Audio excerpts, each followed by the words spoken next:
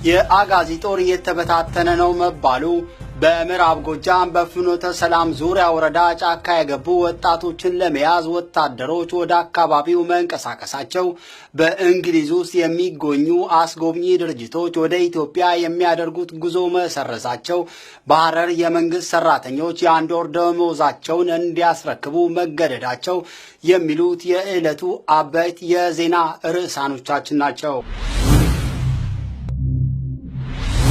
ጤና ይስጥልኝ ተመልካቾቻችን፣ የዛሬውን የዕለቱን ዜና አምስተርዳም ከሚገኘው ከኢሳ ስቱዲዮ ይዤላችሁ የምቀርበው አገኘሁ ጌታቸው ነኝ። የአጋዚ ጦር እየተበታተነ ነው ተባለ። በቅርቡ የአጋዚ ክፍለ ጦሩን ለቀው የወጡ ወታደሮች ለኢሳት እንደገለጹት ጦሩ ከምን ጊዜውም በላይ እየተበታተነ ይገኛል። አብዛኛው የሰራዊቱ አባል በክፍለ ጦሩ ውስጥ የሚታየውን ፍጹም ዘረኝነትን በመጥላት እየተፋ ክፍለ ጦሩን አመናምኖታል። በአሁኑ ሰዓት 2000 የሚሆኑ አባላት ብቻ የቀሩ ሲሆን ከ2007 ዓ.ም ጀምሮ እስካሁን ወደ 3000 የሚደርሱ የአጋዚ ወታደሮች ጥለው ጠፍተዋል። በተለይ ጦሩ ሶማሊያ ገብቶ ከወጣ በኋላ አብዛኛው የሰራዊቱ አባላት አጋጣሚውን ተጠቅመው ጥለው ጠፍተዋል። በእያንዳንዱ ቲም ውስጥ ቀደም ብሎ 10 ወታደሮች የነበሩ ሲሆን በአሁኑ ሰዓት 3 ብቻ ይገኛሉ። አብዛኞቹ የአጋዚ ጦር አባላት በአብዛኛው በኦሮሚያ ሻሸመኔ አካባቢ እንደሚገኙ ተናግረዋል። የአጋዚ ጦር አባላት ቁጥር መመናመኑን ተከትሎ ከአጋዚ ጦር ውጪ ያሉ ወታደሮች እንዲመደቡ መደረጉንም ምንጮቹ ገልጸዋል።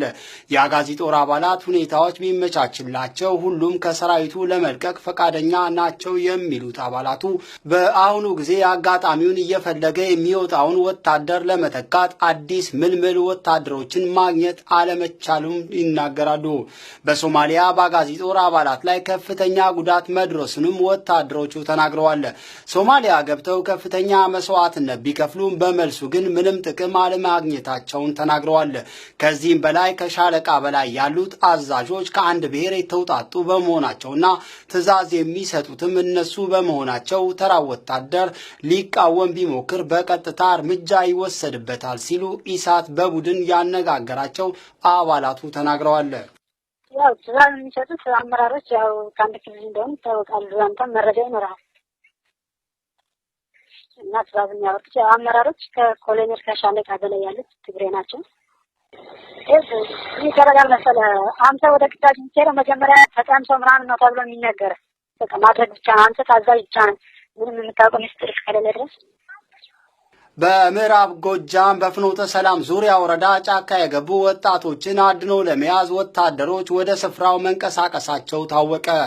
ራሳቸውን አደራጅተው ወደ ገጠር በመውጣት በወታደሮች ላይ ጥቃት ሲሰነዝሩ የሰነበቱ ወጣቶችን ለመያዝ በሚል በ3 ኦራል መኪኖች የተጫኑ ወታደሮች ወደ አካባቢው አምርተዋል።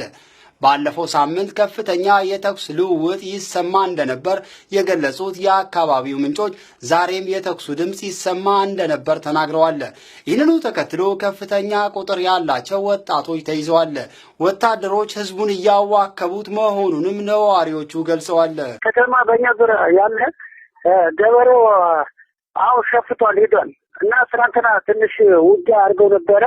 ዛሬ ወደ 3 ኦራል መኪና ወደ ጋር ወሰዱ። እነሱን ለመያዝና ለመዋጋት በአሁኑ ሰዓት በፍኖተ ሰላም ከተማ በቃ እየተዋከበና ስራም አልሰራንም፣ ነጋዴም አልሰራም። ያው ልጆቻቸውን እየተሞጨቁ አሁን በሪታ ላይ ናቸው። ፖሊስ ጣቢያም ሆነ ወደዛ ወደ ወያኔ ምክር ቤት እንትን እያሉ ልብስ ለብሰው የማይታወቁ ነው። በቃ እኛ ራሳችን ተይዘን ነበረ። ተይዘን ያው ከዛው ከተያዘበት አምስት ወጣን። በእንግሊዝ ውስጥ የሚገኙ አስጎብኚ ድርጅቶች ወደ ኢትዮጵያ የሚያደርጉት ጉዞ መሰረዛቸውን አስታወቁ።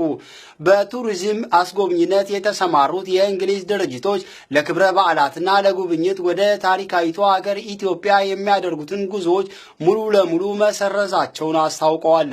ድርጅቶቹ የጉዞ እገዳቸውን አስመልክቶ በምክንያትነት ያቀረቡት ነገር ቢኖር በኢትዮጵያ እየተባባሰ የመጣውን ህዝባዊ አመጽ አድማሱን በማስፋቱ የደህንነት ስጋት በአገሪቱ በመፈጠሩ ነው። የእንግሊዝ መንግስት የውጭ ጉዳይ ሚኒስቴር መስሪያ ቤት ዜጎቹ ወደ ኢትዮጵያ እንዳይጓዙ ማስጠንቀቂያ መስጠቱ ይታወሳል። ይህን ውሳኔ ተከትሎ ኮክስ፣ ሳጋ እና ኪንግ የተባሉ ታዋቂዎቹ አስጎብኚ ድርጅቶች በጋራ ጉዟቸውን ሙሉ ለሙሉ ማቆማቸውንና ለደንበኞቻቸውም ቅድመ ክፍያውን እንደሚመልሱ ወይም ተለዋጭ አማራጮችን እናቀርባለን ብለዋል። በኢትዮጵያ ለ6 ተከታታይ ወራት የሚዘልቀው አፋኙ የአስቸኳይ ጊዜ አዋጅ መታወጁን ተከትሎ በተለይ በአማራና ኦሮሚያ ክልሎች ውስጥ በቅርቡ ከ1600 በላይ ሰላማዊ ዜጎች በጅምላ ታስረዋል። በታጣቂዎችና በሰላማዊ ሰልፈኞች መካከል ግጭቶች ተከስተዋል። በጸጥታ አስከባሪዎች ሰላማዊ ንጹሃን ዜጎች ተገድለዋል። በኢሬቻ በዓል ላይ የመንግስት ወታደሮች አስለቃሽ ጋዝ መተኮሳቸውን ተከትሎ በመቶዎች የሚቆጠሩ ህይወታቸውን ማጣታቸውንና በኦሮሚያና በአማራ ክልሎች አሁንም ቀጣይ ህዝባዊ ተቃውሞዎች ሊቀጥሉ ይችላሉ ሲል የውጭ ጉዳይ መስሪያ ቤቱ ማሳሰቢያ ሰጥቷል። በህዝባዊ አድማው ምክንያት መንገዶች ዝግ መሆናቸው ከደህንነት ስጋት ጋር ተደምሮ ወደ ኢትዮጵያ የሚደረጉት ማንኛቸውንም የቱሪዝም ጉብኝቶች በያዝነው ዓመት መሰረዛቸውን አስጎብኚ ድርጅቶችን ጠቅሶ ዘ ቴሌግራፍ ዘግቧል። በምስራቅ አፍሪካ ተመራማሪ የሆኑት ኤማ ጎርደን በበኩላቸው የመሬት ቅርምቱን የተቃወሙ ዜጎች በመሰረተ ልማቶችና በውጭ ኢንቨስተሮች ንብረቶች ላይ ውድመት አድርሰዋል። ይህም የመንግስት አቅም እየተዳከመ ተቀባይነቱ እየቀነሰ መምጣቱንና ህጋዊነቱ አጠያቂ ደረጃ ላይ መድረሱን ያሳያል ብለዋል። ህዝባዊ ተቃውሞ የሚያሳየው ነገር ቢኖር ገዢው ፓርቲና ጋር ድርጅቶቹ ቆም ብለው በቀናነት የምርጫ ተሐድሶችን ጨምሮ ከተቃዋሚዎች ጋር ለድርድር ራሳቸውን ማዘጋጀት ይገባቸዋል። ይህም ወደ ትክክለኛው የለውጥ ጎዳና ይወስዳቸዋል። በብሔር ላይ የተመሰረተው የፌዴራል መዋቅርና የጸጥታ ኃይሎች ሚና በድጋሜ መከለስ ይገባዋል። የግል ባለሀብቶች መዋለ ነዋያቸውን ከማፍሰሳቸው አስቀድመው የሚያጋጥማቸውን ተግዳሮቶች ሊያጤኑት ይገባል ሲሉ ተመራማሪዋ መምከራቸውን ዘ ጀስቲስ ስታይል ዘግቧል። በሐረር ለሚከበረው የብሔር ብሔረሰቦች ቀን የመንግስት ሰራተኞች የአንድ ወር ደሞዝ እንዲያስረክቡ ተገደዱ። ሰራተኞቹ ለኢሳት እንደገለጹት ለበዓሉ የተመደበው 500 ሚሊዮን ብር በማለቁ የመንግስት ሰራተኛው የአንድ ወር ደሞዙን እንዲያስረክብ እየተገደደ ነው። መመሪያውን ከላይ የአመራሮች የወረደ ሲሆን ታች ያሉት አመራሮች በስራቸው ላሉ ሰራተኞች እንዲነግሩ ታዘዋል። ሰራተኞች አገዛዙ ይውረድልን እያልን እየጠየቅን ባለበት በአሁኑ ወቅት ደሞዛችሁ እንወስዳለን መባሉ ድፍረት ነው በማለት ተቃውሟቸውን እየገለጹ ነው። ውሳኔውም ከፍተኛ ተቃውሞ ያስነሳል ተብሎ እንደሚጠበቅም ገልጸዋል። ክልሉ ከፍተኛ የገንዘብ ችግር እንዳጋጠመው ለማወቅም ተችሏል። ፌደራል መንግስት ለበዓሉ ማክበሪያ ብሎ ከመደበው ግማሽ ቢሊዮን ገንዘቡ 300 ሚሊዮን ብር የቻይና ኩባንያ ለሚገነባው መንገድ ወጪ ሲሆን 200 ሚሊዮን ደግሞ ለጽዳትና ውበት ወጪ ይሆናል። መንገድ የማስጌጥ ስራው በየዓመቱ የሚዘጋጁ በዓላትን ጨምሮ የሚያዘጋጁት የህወሓት አባላት ኃላፊነት ወስደው ይሰሩታል። አፍሪካውያን ስደተኞች ባህር ውስጥ ሰጠሙ።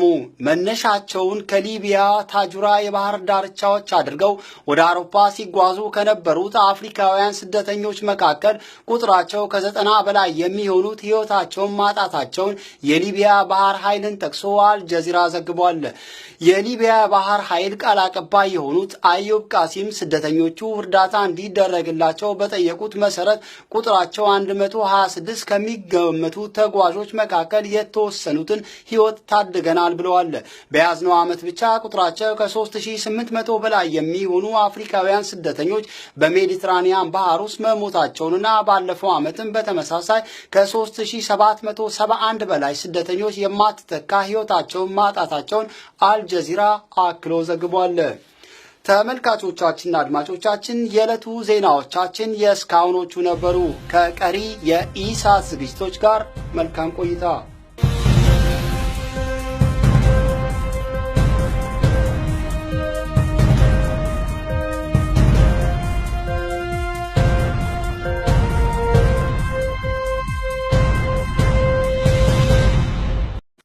ያው ትዕዛዝ የሚሰጡት አመራሮች ያው ከአንድ ክልል እንደሆኑ ይታወቃሉ። አንተም መረጃ ይኖራል እና ትዕዛዝ የሚያወጡት አመራሮች ከኮሎኔል ከሻለቃ በላይ ያሉት ትግሬ ናቸው። ይህ ይደረጋል መሰለህ። አንተ ወደ ግዳጅ የምትሄደው መጀመሪያ ተቀምጦ ምናምን ነው ተብሎ የሚነገር በቃ ማድረግ ብቻ ነው። አንተ ታዛዥ ብቻ ነው፣ ምንም የምታውቀው ምስጢር እስከሌለ ድረስ። በምዕራብ ጎጃም በፍኖተ ሰላም ዙሪያ ወረዳ ጫካ የገቡ ወጣቶችን አድኖ ለመያዝ ወታደሮች ወደ ስፍራው መንቀሳቀሳቸው ታወቀ። ራሳቸውን አደራጅተው ወደ ገጠር በመውጣት በወታደሮች ላይ ጥቃት ሲሰነዝሩ የሰነበቱ ወጣቶችን ለመያዝ በሚል በ3 ኦራል መኪኖች የተጫኑ ወታደሮች ወደ አካባቢው አምርተዋል። ባለፈው ሳምንት ከፍተኛ የተኩስ ልውውጥ ይሰማ እንደነበር የገለጹት የአካባቢው ምንጮች ዛሬም የተኩሱ ድምጽ ይሰማ እንደነበር ተናግረዋል። ይህንኑ ተከትሎ ከፍተኛ ቁጥር ያላቸው ወጣቶች ተይዘዋል። ወታደሮች ህዝቡን እያዋከቡት መሆኑንም ነዋሪዎቹ ገልጸዋል። ከተማ በእኛ ዙሪያ ያለ ገበሬው አው ሸፍቷል ሄዷል እና ትናንትና ትንሽ ውጊያ አድርገው ነበረ። ዛሬ ወደ 3 ኦራል መኪና ወደ ጋር ወሰዱ። እነሱን ለመያዝና ለመዋጋት ታዋጁን ተከትሎ በተለይ በአማራና ኦሮሚያ ክልሎች ውስጥ በቅርቡ ከ1600 በላይ ሰላማዊ ዜጎች በጅምላ ታስረዋል። በታጣቂዎችና በሰላማዊ ሰልፈኞች መካከል ግጭቶች ተከስተዋል። በጸጥታ አስከባሪዎች ሰላማዊ ንጹሃን ዜጎች ተገድለዋል። በኢሬቻ በዓል ላይ የመንግስት ወታደሮች አስለቃሽ ጋዝ መተኮሳቸውን ተከትሎ በመቶዎች የሚቆጠሩ ህይወታቸውን ማጣታቸውንና በኦሮሚያና በአማራ ክልሎች አሁንም ቀጣይ ህዝባዊ ተቃውሞዎች ሊቀጥሉ ይችላሉ ሲል የውጭ ጉዳይ መስሪያ ቤቱ ማሳሰቢያ ሰጥቷል። በህዝባዊ አድማው ምክንያት መንገዶች ዝግ መሆናቸው ከደህንነት ስጋት ጋር ተደምሮ ወደ ኢትዮጵያ የሚደረጉት ማንኛቸውንም የቱሪዝም ጉብኝቶች በያዝነው ዓመት መሰረዛቸውን አስጎብኚ ድርጅቶችን ጠቅሶ ዘቴሌግራፍ ዘግቧል። በምስራቅ አፍሪካ ተመራማሪ የሆኑት ኤማ ጎርደን በበኩላቸው የመሬት ቅርምቱን የተቃወሙ ዜጎች በመሰረተ ልማቶችና በውጭ ኢንቨስተሮች ንብረቶች ላይ ውድመት አድርሰዋል። ይህም የመንግስት አቅም እየተዳከመ ተቀባይነቱ እየቀነሰ መምጣቱንና ህጋዊነቱ አጠያቂ ደረጃ ላይ መድረሱን ያሳያል ብለዋል። ህዝባዊ ተቃውሞ የሚያሳየው ነገር ቢኖር ገዢው ፓርቲና ጋር ድርጅቶቹ ቆም ብለው በቀናነት የምርጫ ተሐድሶችን ጨምሮ ከተቃዋሚዎች ጋር ለድርድር ራሳቸውን ማዘጋጀት ይገባቸዋል። ይህም ወደ ትክክለኛው የለውጥ ጎዳና ይወስዳቸዋል። በአሁኑ ሰዓት በፍኖተ ሰላም ከተማ በቃ እየተዋከበና ስራም አልሰራንም፣ ነጋዴም አልሰራም። ያው ልጆቻቸውን እየተሞጨቁ አሁን በሪታ ላይ ናቸው። ፖሊስ ጣቢያም ሆነ ወደ ወያኔ ምክር ቤት እንትን እያሉ ልብስ ለብሰው የማይታወቁ ነው። በቃ እኛ ራሳችን ተይዘን ነበረ። ተይዘን ያው ከዛው ከተያዘበት አምስት ወጣን። በእንግሊዝ ውስጥ የሚገኙ አስጎብኚ ድርጅቶች ወደ ኢትዮጵያ የሚያደርጉት ጉዞ መሰረዛቸውን አስታወቁ። በቱሪዝም አስጎብኝነት የተሰማሩት የእንግሊዝ ድርጅቶች ለክብረ በዓላትና ለጉብኝት ወደ ታሪካዊቷ ሀገር ኢትዮጵያ የሚያደርጉትን ጉዞዎች ሙሉ ለሙሉ መሰረዛቸውን አስታውቀዋል። ድርጅቶቹ የጉዞ እገዳቸውን አስመልክቶ በምክንያትነት ያቀረቡት ነገር ቢኖር በኢትዮጵያ እየተባባሰ የመጣውን ህዝባዊ አመጽ አድማሱን በማስፋቱ የደህንነት ስጋት በአገሪቱ በመፈጠሩ ነው። የእንግሊዝ መንግስት የውጭ ጉዳይ ሚኒስቴር መስሪያ ቤት ዜጎቹ ወደ ኢትዮጵያ እንዳይጓዙ ማስጠንቀቂያ መስጠቱ ይታወሳል። ይህን ውሳኔ ተከትሎ ኮክስ፣ ሳጋ እና ኪንግ የተባሉ ታዋቂዎቹ አስጎብኚ ድርጅቶች በጋራ ጉዟቸውን ሙሉ ለሙሉ ማቆማቸውንና ለደንበኞቻቸውም ቅድመ ክፍያውን እንደሚመልሱ ወይም ተለዋጭ አማራጮችን እናቀርባለን ብለዋል። በኢትዮጵያ ለ6 ተከታታይ ወራት የሚዘልቀው አፋኙ የአስቸኳይ ጊዜ አዋጅ መጣ ዓመተ ምህረት ጀምሮ እስካሁን ወደ 3000 የሚደርሱ የአጋዚ ወታደሮች ጥለው ጠፍተዋል። በተለይ ጦሩ ሶማሊያ ገብቶ ከወጣ በኋላ አብዛኛው የሰራዊቱ አባላት አጋጣሚውን ተጠቅመው ጥለው ጠፍተዋል። በእያንዳንዱ ቲም ውስጥ ቀደም ብሎ 10 ወታደሮች የነበሩ ሲሆን በአሁኑ ሰዓት 3 ብቻ ይገኛሉ። አብዛኞቹ የአጋዚ ጦር አባላት በአብዛኛው በኦሮሚያ ሻሸመኔ አካባቢ እንደሚገኙ ተናግረዋል። የአጋዚ ጦር አባላት ቁጥር መመናመኑን ተከትሎ ከአጋዚ ጦር ውጪ ያሉ ወታደሮች እንዲመደቡ መደረጉንም ምንጮቹ ገልጸዋል። የአጋዚ ጦር አባላት ሁኔታዎች ቢመቻችላቸው ሁሉም ከሰራዊቱ ለመልቀቅ ፈቃደኛ ናቸው የሚሉት አባላቱ በአሁኑ ጊዜ አጋጣሚውን እየፈለገ የሚወጣውን ወታደር ለመተካት አዲስ ምልምል ወታደሮችን ማግኘት አለመቻሉም ይናገራሉ። በሶማሊያ በአጋዚ ጦር አባላት ላይ ከፍተኛ ጉዳት መድረሱንም ወታደሮቹ ተናግረዋል። ሶማሊያ ገብተው ከፍተኛ መስዋዕትነት ቢከፍሉ ቢያደርጉም በመልሱ ግን ምንም ጥቅም አለማግኘታቸውን ተናግረዋል።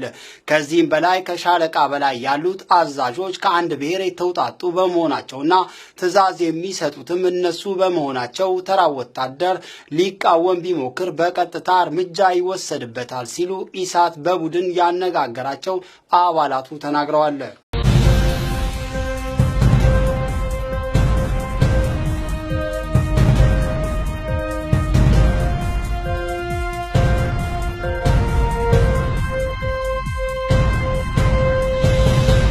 የአጋዚ ጦር እየተበታተነ ነው መባሉ፣ በምዕራብ ጎጃም በፍኖተ ሰላም ዙሪያ ወረዳ ጫካ የገቡ ወጣቶችን ለመያዝ ወታደሮች ወደ አካባቢው መንቀሳቀሳቸው፣ በእንግሊዝ ውስጥ የሚገኙ አስጎብኚ ድርጅቶች ወደ ኢትዮጵያ የሚያደርጉት ጉዞ መሰረዛቸው፣ በሐረር የመንግስት ሰራተኞች የአንድ ወር ደመወዛቸውን እንዲያስረክቡ መገደዳቸው የሚሉት የዕለቱ አበይት የዜና ርዕሳኖቻችን ናቸው። ጤና ይስጥልን ተመልካቾቻችን፣ የዛሬውን የዕለቱን ዜና አምስተርዳም ከሚገኘው ከኢሳት ስቱዲዮ ይዤላችሁ የምቀርበው አገኘሁ ጌታቸው ነኝ። የአጋዚ ጦር እየተበታተነ ነው ተባለ። በቅርቡ የአጋዚ ክፍለ ጦሩን ለቀው የወጡ ወታደሮች ለኢሳት እንደገለጹት ጦሩ ከምን ጊዜውም በላይ እየተበታተነ ይገኛል።